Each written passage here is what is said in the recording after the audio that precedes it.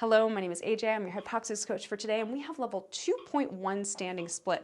I love getting into the level 2 because we start to bring our arms overhead, challenging our shoulder mobility and our rib mobility and stability. We're gonna get the yellow band around the pelvis. If you're working with a HYPOXiX coach and they've suggested some other sets or reps or resistance for you based on your assessment, you want to follow that because that is going to optimize your program.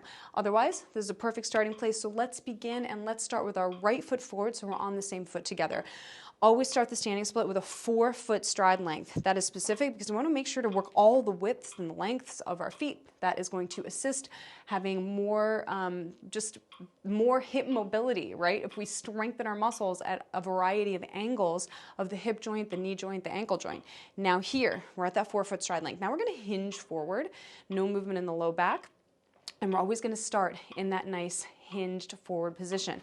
Now that front foot is pulling back toward my back foot as hard as possible. So if the floor is slippery, it would pull back.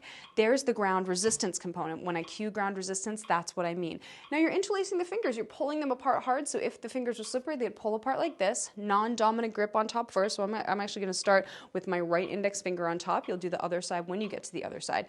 Now hinge forward here. How high can you bring your hands without flaring the ribs or without any pain in the shoulders? That's what we're working here. And there's your position the whole time. You're pulling the fingers apart. You're feeling the lats.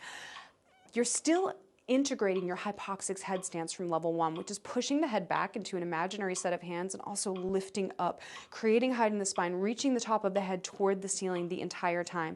Now, gaze specificity. We are staring at our front knee. The knee is shooting a laser over the third toe when we're in the hinged position. But when we come upright, we are finding a panoramic view. So I'm finding the farthest point on my right, the farthest point on my left. Doesn't matter what it is, but get specific with it, learn it, and find it every single time you come up. This is working the muscles of our eyeballs, but also our nervous system, our cognition, at a variety of levels that is increased, is enhanced when we add the visual specificity. So why not? So we're at the knee, and then we're panorama. Now, let's go back to staring at the knee. Weight under the front foot is under the big toe and the inner heel. That's important. It's something called pronation, and we're driving that. Now make sure the knee stays over the third toe as you drive the big toe and the inner heel into the ground. The back foot, the weight is on the third toe. That's important. 80% of that body weight is always on the front leg. Of course, it will shift a little when you come up, but I just want you to visualize and imagine that 80% of the body weight is on the front foot. Now the tempo and the movement goes like this. We're coming up for 2 clicks on the metronome, and then we're down. Up, and no matter where we are, we're implementing that front foot pulling back, the ground resistance, our panoramic view, our kneecap. It's a lot to think about the first time. Over time, you will add on 1 layer every single time you return back to the movement. But what I want to say here is focus at first on your breathing, connecting your breath to your abdomen, and staying connected the whole time. That's number 1. Loosening your abdomen on the exhale and keeping it loose on any breath retention, of which we have none today. So we're always going to pause on our engaged inhale. Otherwise, we're continuing to move through that engaged exhale.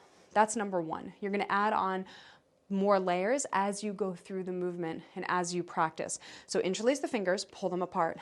Bring them overhead. You're hinged forward. Front foot is pulling back toward that back foot as hard as possible.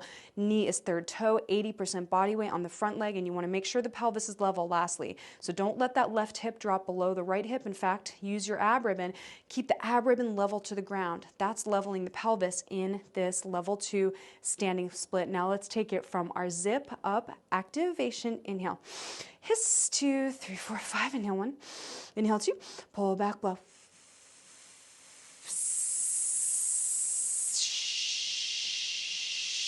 Loosen your ribbon. Inhale 1, 2. Ground resistance. Loosen the ribbon. Inhale. Fill the ribbon.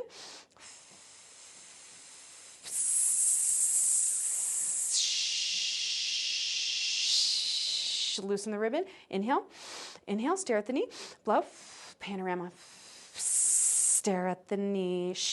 Drain the air. And finished. Excellent, excellent work. Now at this point, you need to repeat it on the other side. So rest 15 to 30 seconds, and then at that point, repeat on the other side. You can either rewind the video 60 seconds, or you can take it by yourself without following me. to stay true to that tempo, frequency, intensity, and duration of your breathography breath cycle, staying connected to your abdomen, loosening on the exhale, tightening on the inhale. You may want to put a metronome on your phone at 60 beats per minute until you have that 60 BPMs just playing in your head. 2-second inhale, tightening the abdomen, 8-second exhale, always loosening that ribbon around your waist.